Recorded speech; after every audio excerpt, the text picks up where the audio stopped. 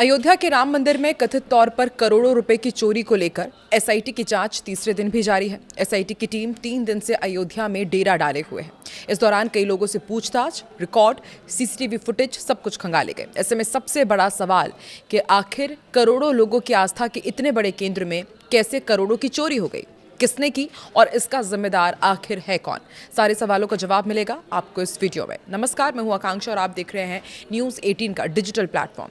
अयोध्या में जिस भव्य राम मंदिर के निर्माण के लिए राम भक्तों को 500 साल का लंबा इंतजार करना पड़ा, जिस प्रभु श्री राम के मंदिर के लिए सैकड़ों राम भक्तों ने बलिदान दिया, जिस राम मंदिर को बनवाने के लिए करोड़ों श्रद्धालुओं ने अपनी पूरी जमा पूंजी समर्पित कर दी और जिस राम मंदिर की प्राण प्रतिष्ठा के बाद भारत ही नहीं पूरी दुनिया के राम भक्तों ने बढ़ चढ़कर दान दिया, राम भक्तों के इसी दान पर डाका डाले जाने के आरोप लग रहे हैं।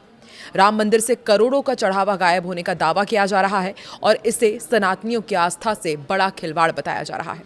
अयोध्या के राम मंदिर की दानपेटी से कथित चोरी को लेकर एसआईटी की जांच जारी है। आज तीसरे दिन एसआईटी की टीम राम मंदिर पहुंची। बीते 2 दिनों में 70 से ज्यादा लोगों से पूछताछ की जा चुकी है। सैकड़ों सीसीटीवी फुटेज खंगाले जा चुके हैं। बैंक रिकॉर्ड्स भी खंगाले जा रहे हैं।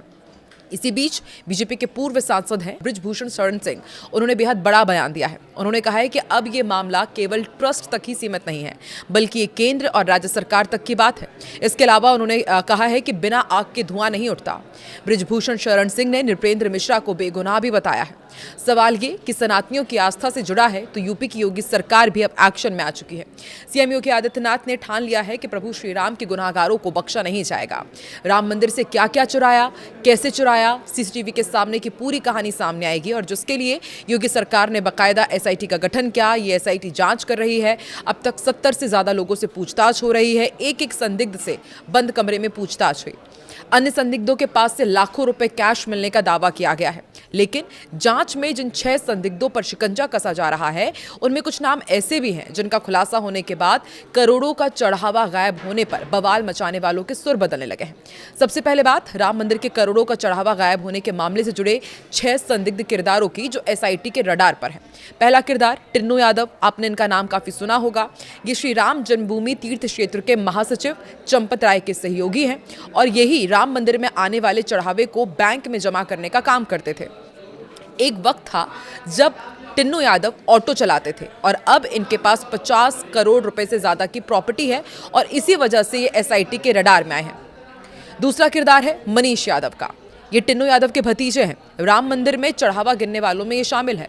आरोप है कि टिन्नू यादव ने ही अपने भतीजे मनीष यादव की यहाँ पर नौकरी लगवाई थी। मनीष यादव की निशानदेही पर 36 लाख रुपए कैश मिलने का दावा किया जा रहा है। तीसरा किरदार है केडी तिवारी का। राम मंदिर में दान में मिली सोने चांदी की मूर्तियां और गहनों की देखरेख की जिम्मेदारी इनके पास थी। हाल ही में इन्होंने 1.5 करोड़ रुपए की लगभग जमीन खरीदी है। 5 करोड़ की संपत्ति जुटाने का इनके ऊपर आरोप लगा है। चौथा किरदार है राजेश पाठक।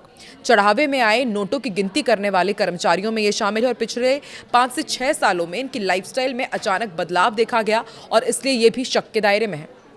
पांचवा किरदार है लव कुश का। चढ़ावे में आए नोटों की गिनती करने वालों में ये शामिल है और घर से 10 लाख रुपए कैश बरामद हुए और उसके बाद अब ये भी एसआईटी की रडार में है।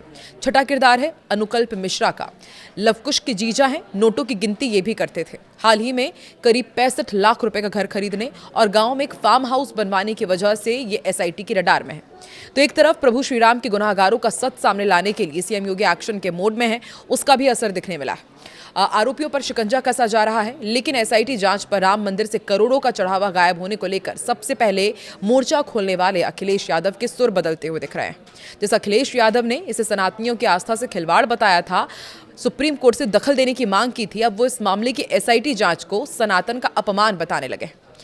कैमरा बंद करके फैसला लेने की दलील दे रहे हैं। राम मंदिर में चढ़ावे के नियम और उनकी कमियां कहां पर क्या रह गई हैं वो भी आपको बताते हैं। देखिए, नियम ये है कि चढ़ावे की सीसीटीवी की निगरानी में रोजाना गिनती हो। इसमें कमी ये देखी गई कि श्रद्धालु गिनती नहीं देख सकते थे, ना ही सीसीटीवी फुटेज जारी होते हैं। दूसरा नियम यह है कि रकम रजिस्टर में लिख करके लॉकर में रखा जाए और अगले दिन बैंक में जमा कराया जाए। लेकिन सबसे बड़ी जो लापरवाही थी या कहीं गलती या फिर जानबूझ के किया गया कि चढ़ावा की कोई आधिकारिक जानकारी नियमित रूप से सार्वजनिक नहीं की जाती थी। नियम ये भी है कि ऑडिट के बाद ही चढ़ावे की पूरी जानकारी सार्वजनिक हो। पिछली बार दिसंबर 2025 में जानकारी दर्ज की गई थी और कमी इसमें यह है कि दिसंबर 2025 से लेकर के जून 2026 तक कितना चढ़ावा आया ये किसी की जानकारी में ही नहीं है।